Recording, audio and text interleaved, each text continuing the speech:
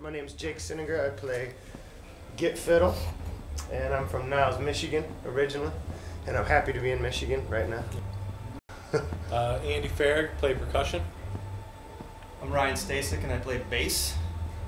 Nice, nice. So, Bass. You guys mess with a lot of different types of genres in your music. What's some of the genres that you guys dabble in? Well, I mean, I think it's kind of all what we listened to growing up, and it's sort of a hodgepodge of what's, what we're digging now, and what we've learned in the past and what we're kind of digging on now. So, like, say, I might not listen to a lot of jazz right now, but in the history of developing the style, each individual, there has to be a little touch on jazz. Like right now, it might be all I listen to is metal. Nice. But then, if I didn't have that jazz background, couldn't play the jazz. So like, what have you been listening to, like, lately, and what have you listened to in the past? Lately, I've been digging on a lot of the new progressive metal that's sort of coming out. I think it's pretty harkening back to some of the prog guys from the 70s, using that sense of writing a lot of things out, and sort of you got this elaborate thing going on, and just trying to make sense of it all. Okay. So it's like those guys seem to make the progressive thing happen in the metal world, and it's finally coming around. So I'm digging a lot of progressive metal. Okay. So as far as like bass and drums, I mean, like, what have you guys been listening to? I listen to songs that make you cry.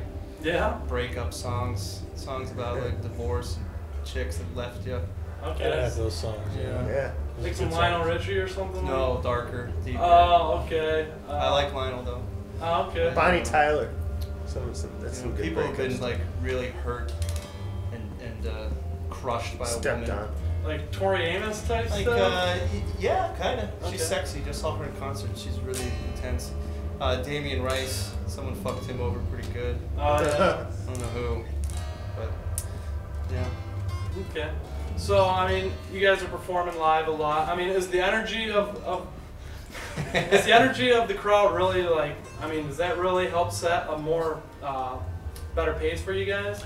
Yeah, I mean, if the crowd was sitting down, maybe we should sit down, So there's that twist to it. If the crowd's standing up, we should definitely be standing up. Yeah. So, but if it's a sit-down crowd, we sit down. So basically, Joel. So Joel sits. Joel gets to sit and down. Chris are the only ones that sit down. They sit the whole time, don't they? Just tell them to stand up. They get paid less. They actually get paid less too.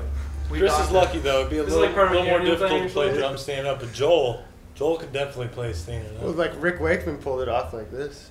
Why can't he? He could. Sorry, We gotta gotta talk to him about that. Yeah, this sit-down drumming shit is it's for the gotta birds. It's for the birds. So, I'm sorry, I didn't mean to cut you off. No, go ahead. Well, your music seems to have like a lot of like positive attitudes, and just talks about just keeping every door open possible. I mean, do you think that's been a large part to your success? I think I tend to think we try to be a little vague with the lyrics, and then it's up to the listener to sort of figure out where they want to go with the lyrics. Interpret it whatever way so they was I want to. interpreting it decently correct? Yeah, exactly. Well, I think that it's if you want to find a particular thing in it with the lyrics, it tends to it's that wide open. It's pretty cryptic at times. Sometimes the lyrics tend to be cryptic. So then you can kind of figure out what it is. It could be three different things. So that's the beauty. Yeah, sometimes I've almost felt like kind of like a sense of humor behind your guys' Oh music. yeah, there's definitely that. And I'm sure you guys probably mess around a lot. But that's the whole reason why I don't really let my lyrics out to the public, because when you've lost and loved, like you've been crushed, like I've been crushed. So is there certain songs that you guys don't want to play because it has? No, I just mean my lyrics in general. They're not very vague. They're pretty. You get it. Pretty descriptive. Pretty descriptive. So I keep them for just No, that's understandable. Friends and family. Yeah. So all right, like for an example, like let's say my uncle, he's a deadhead.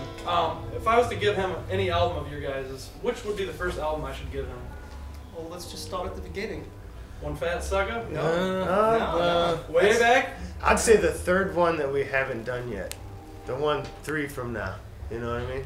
I'm feeling that one's gonna be hot. So I'll just tell him to wait. Like 2010. Sit back. You know? We haven't made it yet. We haven't made it yet, but it's on the That's back a tough burner right choice. now. Are you guys planning on going into the studio anytime soon? Oh, we're always in the studio. Yeah. We like live in the studio. When we get off the road, we sleep underneath the sound console, you know. Oh, really? Oh, yeah. Well, that's the only way you can. Everyone's got bits, you know, they call bits like a riff. I got this nice little riff. But to make songs and make transitions happening, it takes a lot of bits. So it takes a lot of time together. Sleeping underneath the console, putting them together. So you Tape, just individual tapes, you know, Sorry. weaving them together, you know. Gotcha. Takes time. All right, so a lot of your studio stuff, though, that's coming from what you're doing live sometimes. Is that correct? Like you guys record every show, I'm assuming.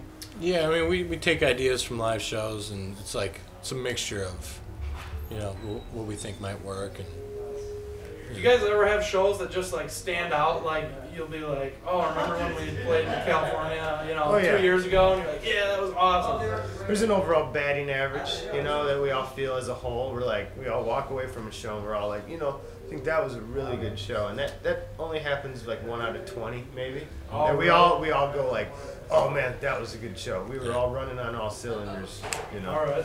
So there's definitely a bar that we set, and when we feel we're hitting it out of the park, it's a 1 in 20, you know. Nice.